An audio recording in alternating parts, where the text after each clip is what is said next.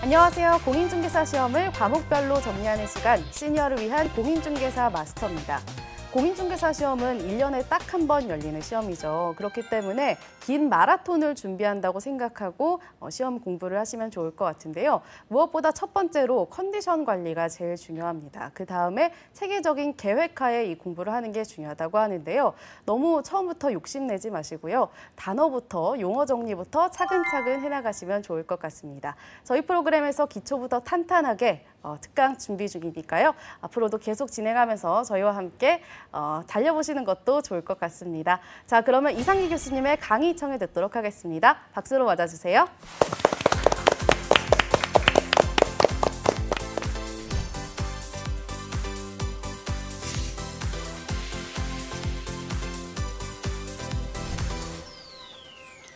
안녕하십니까. 공인중개사법 이상기입니다. 자, 이제 이어서요. 우리가 배상 책임 계속 이어봐야겠는데요. 자, 이제 4절이 되겠고요. 이제 의무의 하나가 되겠죠, 물론. 자, 배상 책임과 보증 설정인데, 이제 손해배상 책임입니다. 손해배상 책임. 물론 당연히 그거야. 자, 개업 공인중개사가 책임을 지는 걸 의미하는 것이고요. 두 번째 거는요. 책임을 져야 되기 때문에 우리 법으로 강제한 제도가 있어요. 강제로 책임을 지우기 위해서. 그게 바로 업무 보증 설정입니다. 여기서는 이제 일단 하나 정도 보면 되는데 경우에 따라 2개도 나올 수가 있는 거예요. 절대 그래서 이제 하나 정도 나온다고 예상을 해야 될 것 같고요. 먼저 이제 책임을 질 때 어떤 원인이 있을 거거든요. 원인이 어떤 경우가 있을까 보니까 우선은 이제 개업공인중개사가 자신이 한 행위라는 뜻이겠죠. 고의 또는 과실로 인한 중개 행위가 하나가 되고요. 원인의 하나. 원인 하나가 될 것이고, 두 번째는 이제 개공 본인이 하는 게 아니라 그가 고용한 고용인의 행위를 했어요. 고용인이 한 행위도 하나가 원인 될 수 있을 거고요. 세 번째는 중개사무소를 빌려만 줍니다. 자, 대여하는 거거든요. 대여한 것도 하나의 원인이 될 수가 있다는 얘기죠. 그래서 우리가 원인 그런 세 가지쯤 볼 수가 있어요. 우선 개업 공인중개사 자신이 했던 고의나 과실로 인한 중개 행위로 인한 행위 하나. 두 번째, 그가 고용한 고용인의 행위를 했다고 할 때 그 고용인의 행위가 원인의 하나. 또 하나는요, 빌려줬다는 얘기니까 중개 행위는 한 게 아니죠. 사무소 빌려준 것뿐이니까 그것도 원인 하나가 되거든요. 세 정도가 이제 원인이 되는데 문제는 이제 그로 인해서 어떤 결과가 나타났을까? 이제 요 1번을 원인이라고 할 수 있겠죠. 그럼 그로 인해 어떤 결과가 있을까 보니까요. 바로 의변에 대해서 이 재산상 손해를 끼칩니다. 재산상 손해. 원인에 의한 결과가 되겠죠. 이럴 때 이제 책임을 누가 져야 되는 것인가 할 때 바로 개업공인중개사가 책임을 져라는 차원의 문제고요. 그런데 이건 이제 우리 법을 말하면요. 법률 30조의 규정입니다. 30조 규정인데 거기서 배상 책임을 질 때 어느 정도 배상하는가 문제가 되거든요. 어느 정도 문제가 되느냐. 여기서 바로 범위를 말할 때는요. 이게 재산상 손해에만 국한된다는 게 중요한 사항이에요. 그런데 이제 이 의미를 한번 이해해 보세요. 이게 지금 손해, 배상 이렇게 용어를 쓰고 있죠. 자, 이 용어의 뜻과 말입니다. 한번 비교해 볼까요? 우리가 손실의 보상이란 용어가 있을 거예요. 손해배상, 손실의 보상. 이 두 개 뜻은 같을까요? 다를까요? 다릅니다. 다른데 어떤 차이냐면 이제 좀 간단히 볼 때 공통점 뭐겠어요? 물어준다는 공통점이긴 하겠습니다만 어떤 차이가 있냐면 자, 손실의 보상은요, 적법한 절차로 인해서 어떤 걸 물어주는 경우 얘기하는 거예요. 적법한 절차. 손실 보상 그러지만 손해배상 그럴 때는요, 위법한 행위로 인해서 뭘 물어주겠다 이럴 때는 손해배상 그래요. 그래서 손해배상과 손실보상이라는 거는 적법 위법에 따른 차이지요. 그다음에 손실보상 그럴 때는요, 이 손실보상이거든요. 그러다 보니까 그 범위는 우리 이제 물질적 손실만을 물어주는 걸 의미하는데 이 손해배상이라 말할 때는 그게 아니라 여기는 이제 재산상 손해, 다시 말해서 물질적 손해도 물론 물어줘야 되고요. 그리고 정신적 위자료도 다 물어줄 땐 손해배상 그런다고요. 그러니까 물질적, 정신적 손해배상을 다 한다는 뜻에 포함된 건데, 근데 이것이 이제 우리 법 속에 들어보니까 용어야 물론 손해배상이란 말을 썼습니다만 우리 법에서는요, 그 재산상 손해에만 국한되어 있다고요. 그러니까 우리 법에서는 정신적 위자료는 규정된 게 아니지요. 그럼 생각해 볼까요?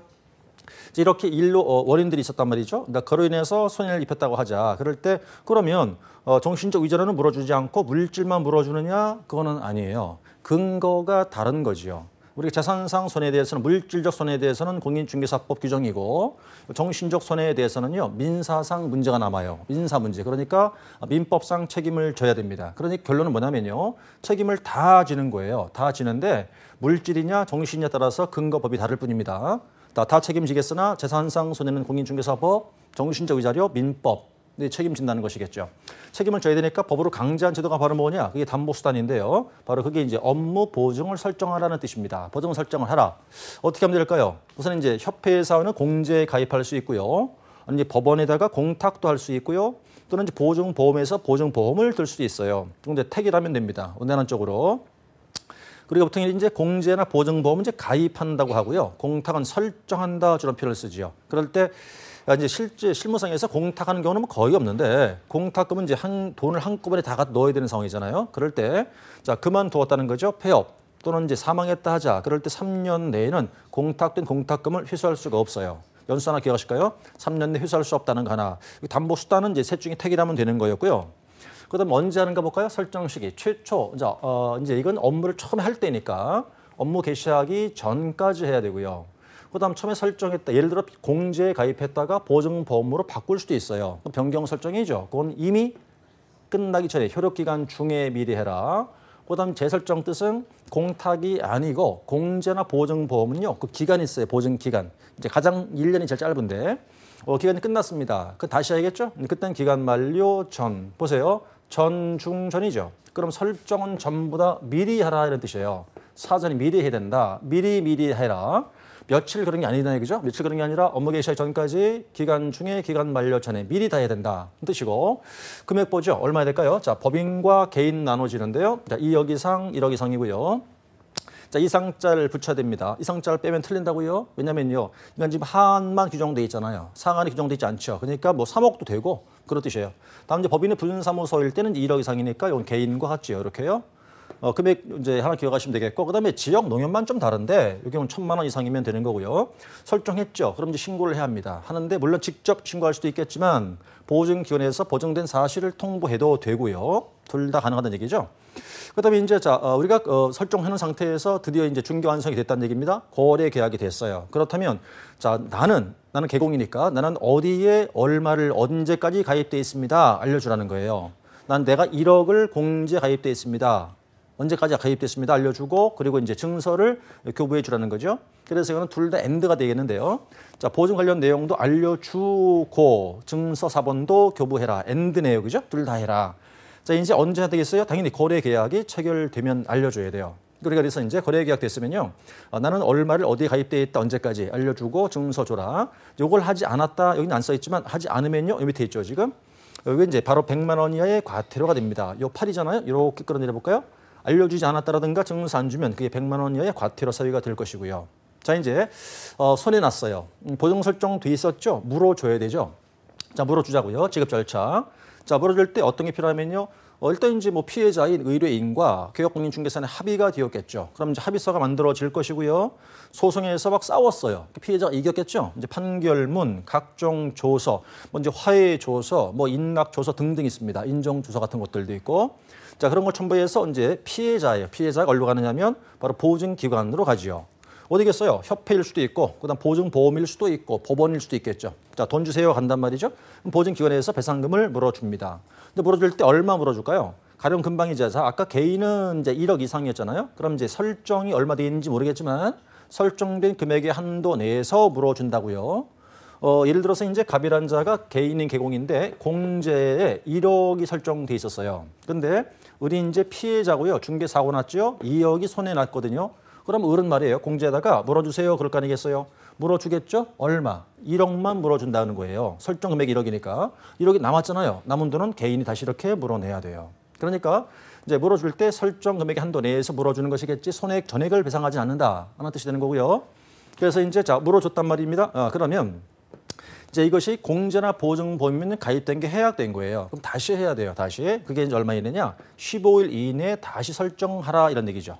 자, 이랬을 때 설정 이걸 안 하면 뭐가 되냐면 바로 이게 이제 상대적 취소가 되는 거예요, 또. 그래서 이것이 이제 물어주는 것이니까 어렵진 않고요. 얼마 설정하며 어떨 때 물어주게 되며 어떤 것이 필요하면서 또 물어준 다음에 얼마 동안 다시 자에 가입을 해야 되는가 그런 문제 나온다고요. 날짜 기억하시면 좋겠고. 그다음에 이제 제5절 넘어가 보시면 이게 뭐냐면요. 이제 좀 긴데 줄이면 예치제도 그래요. 예치제도다. 우리가 이제 거래 계약이 됐어요. 그럼 통상 어떻게 줍니까? 우리 보통 이제 계약금 주고요. 뭐 중도금 주고 잔금 주는 순서로 보통 준단 말이에요. 물론 이제 이게 뭐 항상 그렇지 않죠. 뭐 한꺼번에 다 줄 수도 있잖아요. 근데 보통 이렇게 주거든요. 근데 문제는 돈을 제때 주는데 매수인은 제때 줄 거란 말이에요. 근데 등기는 말이에요. 돈 다 준 뒤에 해온단 말이에요. 이거 불안해요. 걱정되고 불안하잖아요. 그죠? 왜냐면 만약에 이중 매매가 될 수도 있고 그렇거든요. 그럴 때 어떻게 하자? 그럼 돈은 제때 주자. 근데 그 돈을 바로 매도인이 가져가지 말고 어디다가 잘 보관해 놓고 있다가 자, 거래 계약이 안전하게 끝난 뒤에 찾아가자는 제도예요. 일명 이제 에스크로우라고 하는 건데 이게. 그래서 그걸 이제 계약금 등 반환체 이행의 보장제라 부르죠. 좀 줄여서 예치 제도라고 그래요. 근데 이 제도는요, 이제 임의적 사항이다 보니까 강제할 수는 없어요. 근데 둘이 이제 그 권고 사항밖에 안 되는 거거든요. 그럼 먼저 어디에 예치할까 볼까요? 자, 금융기관도 되고, 공제도 되고, 신탁회사 되네, 그죠? 자, 금공탁이죠. 금융기관, 공제, 신탁회사, 신탁업자, 금공탁. 이게 예치가 되고, 어떤 돈? 전부 다죠, 뭐. 그럼 누구 명의로? 일단, 자, 개공도 되고요. 금융기관 등도 되고요. 계약관리 전문회사라고 그러죠. 에스크로우 회사라는 건데요. 그들 세 정도 되죠 보니까 자 개공된다 금융기관 등 에스크로우 회사도 예치할 수 있더라. 근데 예치가 된 거를 막 여러분들이 매도인 입장이면 돈이 필요할 수 있잖아요. 미리 가져가야 할 필요도 있겠죠. 그럴 수도 있어요. 그럴 때 이제 그게 바로 미래 수령인데 그렇다고 함부로 가져갈 수는 없겠죠. 그러니까 그 매도인 등은 보증보험회사라든가 금융기관에서 발행한 이 보증서를 발급받아야 돼요. 그래가지고 예치 명의자에게 갖다 준 뒤에나 교부 미리 수령할 수 있는 겁니다. 교부한 뒤 수령할 수 있더라. 그다음에 이제 여기서 만약에 이것이 또 개공 명의를 예치할 수 있겠죠. 그럴 때는 이제 예를 들어 자 일단 예치했는데 뭐 은행 이제 인출할 때 은행 수수료 같은 거 들 수 있잖아요. 근데 그런 돈은 받을 수 있어요. 그런 돈이 바로 실비라 부르는데 받을 수 있게 약정한다는 얘기 되겠죠. 그다음에 이제 6절 넘어가시면 지도 감독상 의무 그래서 이제 뭐 조그만 것들이라고 생각하시면 되겠어요. 여러 가지 많은데 일단 이제 여기는 이제 소 단원별로 하나씩은 다 나온다고 그랬었거든요. 이렇게. 그래서 이제 작은 단원들인데 하나씩은 나온다고 생각하시면 되겠고. 근데 이해는 어렵지 않아요. 한 번 들으시면 뭐 시험 볼 때까지 다 알 수 있어요. 어떤 얘기냐면 첫 번째, 자, 걸어두라는 겁니다. 자, 개시, 걸어둬라. 안 걸었어요? 그럼 100만 원 이하의 과태료. 여기는 이제 이 처벌사항 잘 보세요. 개시해라. 뭐를? 자, 등록증의 원본, 그다음 자격증도 원본. 여기는 이제 사본 그러면 또 안 되고요. 자, 보증 설정했었겠죠. 관계 증서, 그다음에 보수 요일표 네 가지죠. 하나, 둘, 셋, 네 개. 자, 개시 안 했을 때 100만 원 이하 과태료가 될 것이고요. 그다음에 이제 두 번째가 명칭 관련 나오는데요. 여기 이제 첫 번째 볼까요? 아닌자가 나왔어요. 이 앞에 중요한 거 아니고요. 아닌자는 명칭 함부로 쓰지 말아라. 쓰면 1년 이하 징역 1,000만 원 이하 벌금에 처하겠다가 중요한 포인트예요. 그러니까 이제 공인중개사 아닌 사람 명칭 쓸 수 없겠죠. 안 되죠, 절대. 그리고 또 개공이 아닌 사람도 명칭 쓰면 안 됩니다. 쓰면 이제 아닌자가 핵심이 되면서 이렇게 형벌에 처한다는 거 하나가 있고요. 그다음에 이제 우리가 개업 공인중개사는요, 간판이라고 생각하면 쉽겠어요. 간판 걸 때 자, 부동산 중개라든지 또는 공인중개사 사무소란 명칭을 써야 돼요. 중개란 말을 넣으라는 얘기예요. 예를 들어서 뭐 이렇게 안 하고 부동산 뭐 이제 컨설팅 사무소 이런 식의 표현을 쓰면 안 된다 이거죠. 어떤 얘기냐면 반드시 이제 중개자를 넣어서 명칭 써라 그런 얘기거든요. 자, 근데 그렇게 명칭 쓰지 않았다고요. 자, 그런 경우. 어떤 이제 이 경우가 이제 100만 원 이하의 과태료가 되는 사유가 되고요. 그다음에 이제 중개인이 이제 이 사람 누구냐면 이제 부칙상 개공인데 자격증이 없죠. 그러니까 공인중개사 할 수는 없어요. 자, 그 명칭도 쓰지 말아라는 소리고. 그다음에 이제 위에서 요 두 개죠. 하나, 둘. 요 경우에는요. 과태료를 부과합니다. 일단. 자, 그게 100만 원 이하 과태료인데 그다음에 이제 간판을 때려라. 간판을 떼라 그럴 수 있어요. 간판을 내려라 이럴 수 있거든요. 근데 안 떼고 버티고 있죠. 강제로 간판을 내립니다. 그게 이제 바로 행정대집행법에 의해서 행정대집행한다고 그래요. 간판 강제 내린다는 얘기죠, 이제. 그다음에 이제 우리가 또 광고할 때가 있을 거란 말입니다. 의뢰가 들어왔거든요. 물건 광고할 때 있을 거 아니겠어요. 이게 뭐 신문, 전단지, 인터넷 등도 광고할 수 있겠죠. 그럴 때 네 개를 명시해야 됩니다. 사무소 명칭, 그다음 소재지, 연락처, 개업공인중개사 이름을 표기해서 광고하라. 이것도 네 개 다 엔드니까 하나 빼고라든가 안 하면 이것도 이제 역시 과태료가 돼요. 이렇게. 그다음에 이제 여기서 간판을 철거한다는 얘기는요. 세 가지 사유 보이시죠? 사무소 옮겼답니다. 그만두었네요. 등록증을 뺏겼어요. 그럼 이때는 간판을 철거해야 된다는 거죠. 간판을 떼야 된다. 근데 간판을 안 떼면 그것도 행정대집행한다. 여기 위에 거죠. 바로 행정대집행법에 따라 대집행한다 뜻이고요. 그래서 이 세 개는 기억하셔야겠어요. 그다음에 네 번째 이제 교육인데요. 우리 법에서 교육이 네 가지 보이거든요. 자, 실무교육도 있고, 연수교육도 있고, 직무교육도 있고, 사고예방교육인데 특히 이 두 가지는 잘 보셔야겠습니다. 자, 순서대로 이해하시면 되겠어요. 실무교육은요, 처음에 이제 업자가 되고자 할 때 받는 교육이에요. 또는 소속 공인중개사가 되고자 할 때 받는 교육이죠. 자, 그럼 비교해 볼까요? 누가 교육을 시키며, 누가 받고, 어떤 교육을 받으며, 언제 받고, 몇 시간 이렇게 되죠. 여기는 어렵지 않으니까 표로 압축 정리하는 게 훨씬 빠를 겁니다, 아마. 그럼 이제 첫 번째 실무교육은요, 잘 보시면 네 개 보이지만 시도지사가 가장 많이 들어가 있어요. 지도 감독권자에도 시도지사 들어가 있거든요. 그러니까 시도지사는 다 들어갔죠. 일단 직무교육만 등록관청이 하나 더 추가되어 있고, 사고예방교육이라는 거는 이 지도 감독권자라고 되어 있잖아요. 이 지도 감독권자는 우리 법에 나오는 등장하는 인물 중 행정청은 다 들어가 있어요. 국토교통부 장관, 그다음 시도지사, 시군구청장까지. 대상자 보죠? 대상자 실무교육은요. 자, 처음에 업을 하겠다는 사람, 소속 공인중개사가 되고자 하는 자. 자, 어떤 교육 볼까요? 법률 지식, 중개와 경영 실무, 윤리. 언제요? 자, 1년 전에. 언제? 등록 신청일 전 고용 신고하기 1년 내 미리 받아라. 교육 시간 28, 32. 이거 외우시는 거고요. 근데 이제 이 교육 받았어요. 받았으니까 등록이 됐겠죠? 소속 공인 중개사가 됐겠죠. 그다음 두 번째 무슨 교육 받느냐? 그 연수 교육이라고요. 그거는요. 자, 개공이 된 자, 소공이 된 자가 받는 교육 아니겠냐고요? 똑같은데, 자, 상동 똑같다는 얘기죠. 뭐만 다르냐면 여기는 법률 지식이죠. 처음에 받으니까 잘 모를 거 아니겠냐고요. 그 지식을 먼저 가르쳐야겠죠.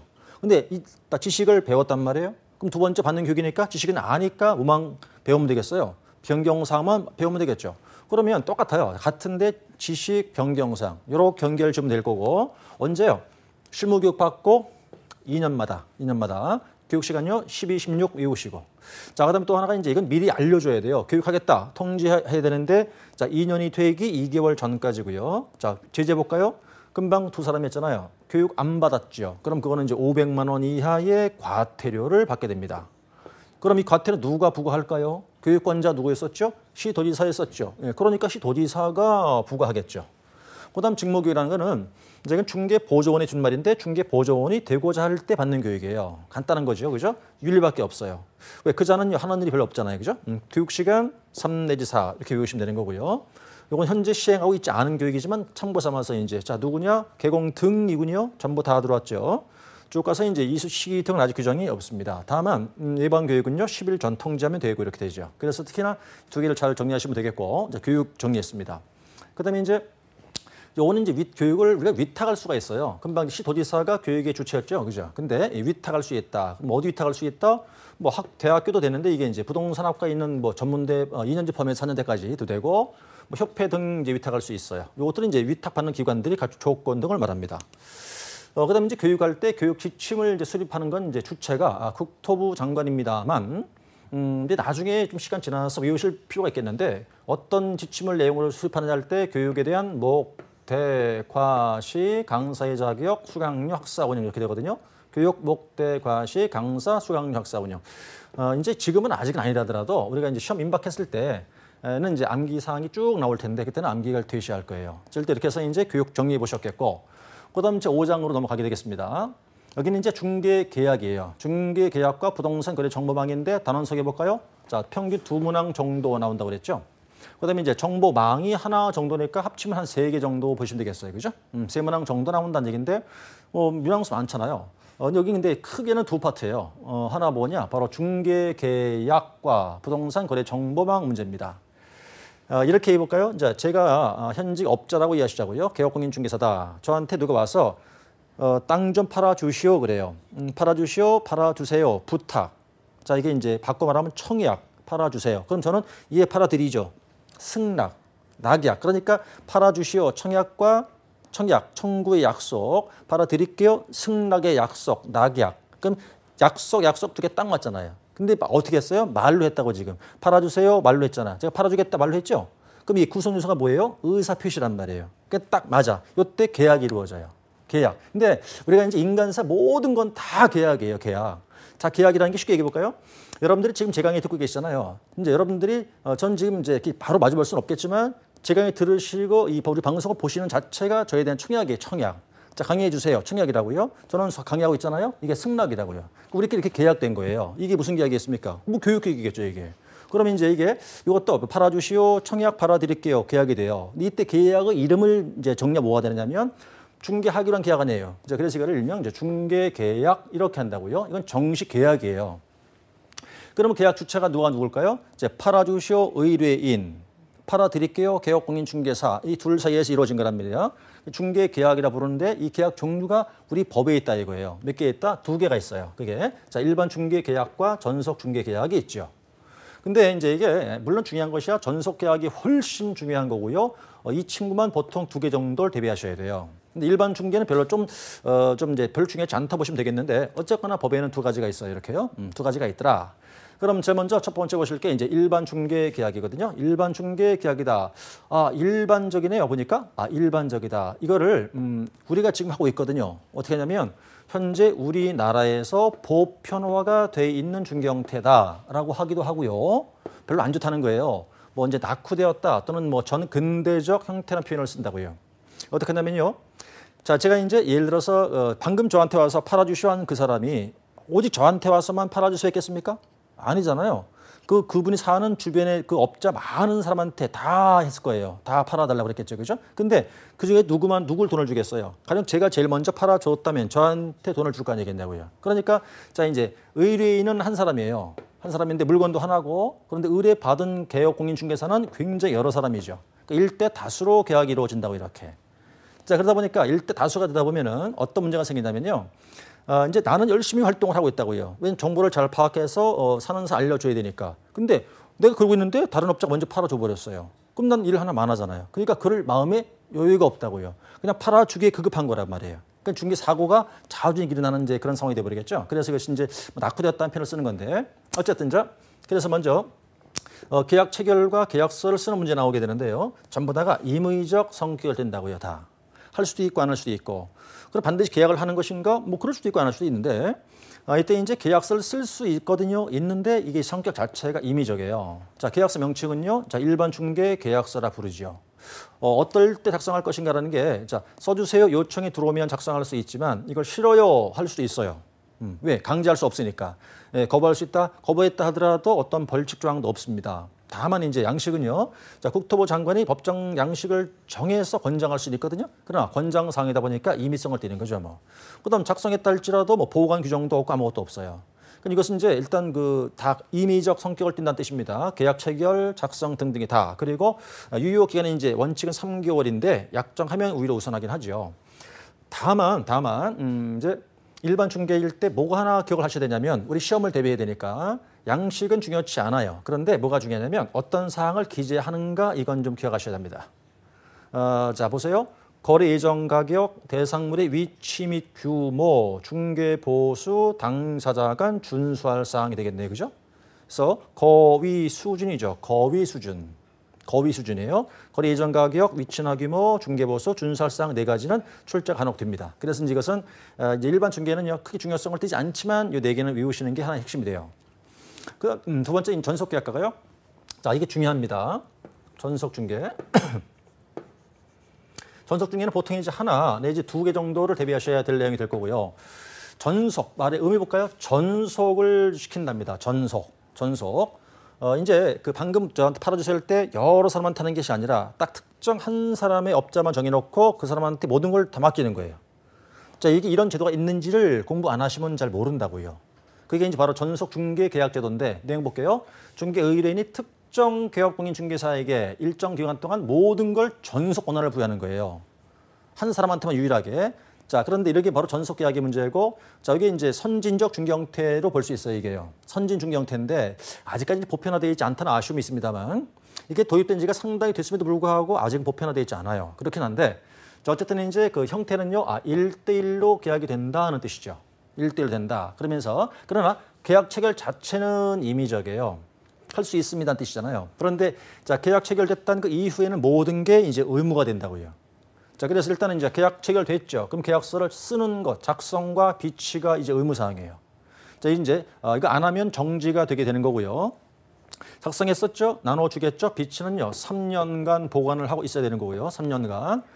자, 계약이 됐답니다. 그럼 지금서부터 이제 개공에게 의무가 부여되는데 이 단원 자체가 중요해지는 거죠. 시험은 이걸 묻습니다, 이제.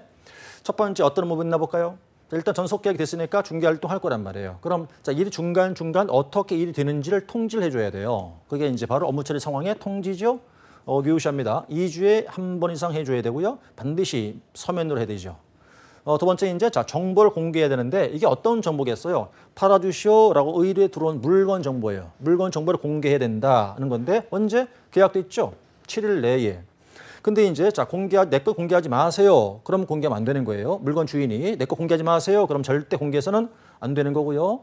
근데 공개하라고 했어요. 근데 아예 안 했죠. 근데 또 하나 공개하지 마세요. 그런데 그냥 공개했죠. 그럴 땐 등록을 취소할 수 있어요. 다만 공개할 때 절대 안 되는 게 있는데 자, 그 의뢰인의 인적 사항은 절대로 그건 비공개할 사항입니다. 뭐 주민번호 이런 건 절대 안 되죠. 당연히 공개할 수 없다는 뜻이겠고 그다음 이제 공개했다는 거죠. 만약 공개했다고 하자. 그럼 공개한 사실을 지체 없이 그 물건 소유자에게 알려줘야겠죠. 그 뜻이고요. 자, 공개했는데 잘 몰라서 거짓말로 했다고요. 허위로 공개했다고 하자. 그럼 그게 이제 업무 정지가 되는 상황이고요. 그다음에 공개를 어디다 할까 문제인데 여기 이제 앞으로 우리가 배우게 될 부동산 거래 정보망 등에 공개한다는 얘기예요. 근데 자, 정망 통해 공개했다고 하자. 그래서 중개가 다 끝났죠. 거래 계약 됐다는 뜻입니다. 그러면 그 정보 사업자한테 알려줘야 되고요. 이것도 안 하면 이제 정지 처분을 받게 되거든요. 그다음에 이제 그다음 세 번째가 확인 설명 의무가 나오는데 이 앞에서 이제 우리가 설명할 게 뭘 해야 되는가 문제거든요. 그러면 그거는 이제 우리가 앞서서 우리가 확인 설명 파트에서 봤기 때문에 뒤에 보기로 하겠고. 그럼 지금 보신 거는 뭐냐면 이제 일단 전속계약 됐잖아요. 이건 누구의 의무겠어요? 개업공인중개사의 의무지요. 자, 그럼 일단 이거 1대1로 계약된다고 했거든요. 그러다 보니까 개공도 의무가 있다면 반대로 의뢰인도 의무가 있어요. 어떤 의무가 있는 것은 이제 의뢰 의무 두 번째 거는 자, 일단 이 시간 이렇게 맞추기로 하고요. 두 번째 다음 시간에서부터 이제 어떤 의뢰인도 어떤 의무를 지는가라는 걸 한번 살펴보도록 하겠습니다. 자, 이 맞추고 다음 강의에서 이어가겠습니다.